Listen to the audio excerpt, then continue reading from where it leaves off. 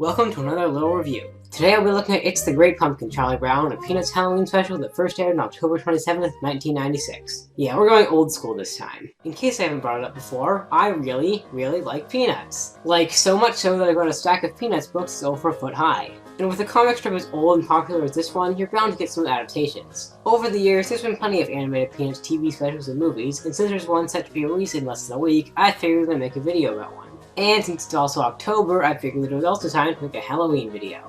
So that means that I get to talk about one of my favorite TV specials, It's the Great Pumpkin, Charlie Brown. If you've read even one strip of Peanuts that was published around this season, then this story should be pretty familiar to you. Linus waits for the Great Pumpkin all night with one or two other characters. The Great Pumpkin never shows up because the pumpkin patch isn't sincere enough. Linus somehow doesn't freeze to death, people criticize him, etc. It's the same tale every year, but there's always a nice little twist or extra to spice it up in the strips. Admittedly, in the special, the time spent in the pumpkin patch is just the 1962 strip animated and given the added bonus of Snoopy, so it isn't the most original, but it works. A large chunk of the special is instead focused on the trick-or-treaters and Snoopy, and those parts are honestly more fleshed out in terms of story. The trick-or-treaters get some good parts that are still funny almost 50 years later, such as Charlie Brown's ghost costume, the dog lip scene, and a scene that only needs to be shown to prove its amazingness. I got 5 pieces of candy. I got a chocolate bar. I got a quarter.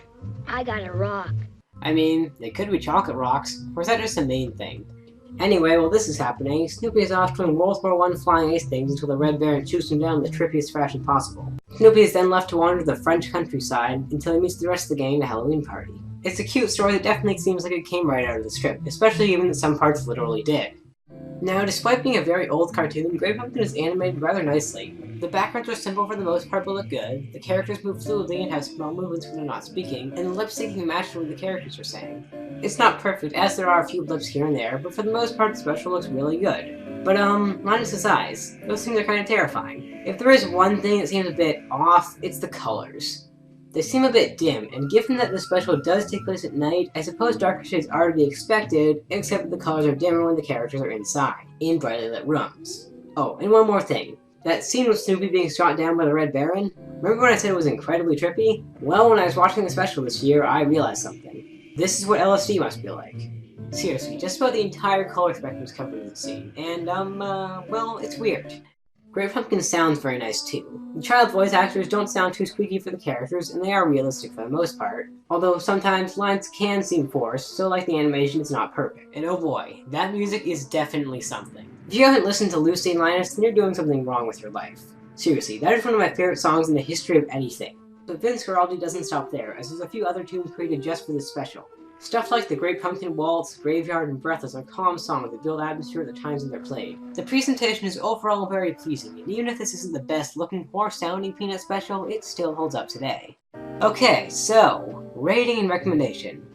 I love Peanuts, and some of the animated specials and movies really stand out to me. And this one does, don't get me wrong. But still, I don't love it as much as Snoopy Come Home, Race for Your Life, Charlie Brown, or even A Charlie Brown Christmas. So it doesn't earn a love rating, but I still really like it. So yeah. Really liked, 2 thumbs up, whatever you want to call it. That's what I think of It's the Great Pumpkin, Charlie Brown. It's cute, it looks nice, it sounds nice, it has some funny moments, but it doesn't do all too much to deviate from the normal Great Pumpkin story and create a whole new experience. If you're a fan of Peanuts and haven't seen it, then you obviously should, but really, it's a family feature that I can recommend to anyone. ABC has the rights to it now, and they usually show it a few times around this time of year. But if you're not too keen on commercials, you can also buy it on DVD from Amazon or Best Buy for a relatively low price, so you can watch it whenever you want. Or you could always watch it on Kiss Cartoon, which is where I got the footage. However you choose to see it, you'll be entertained, so give it a go if you haven't already. This has been Yellow Weasel, and I'll see you in the dark world.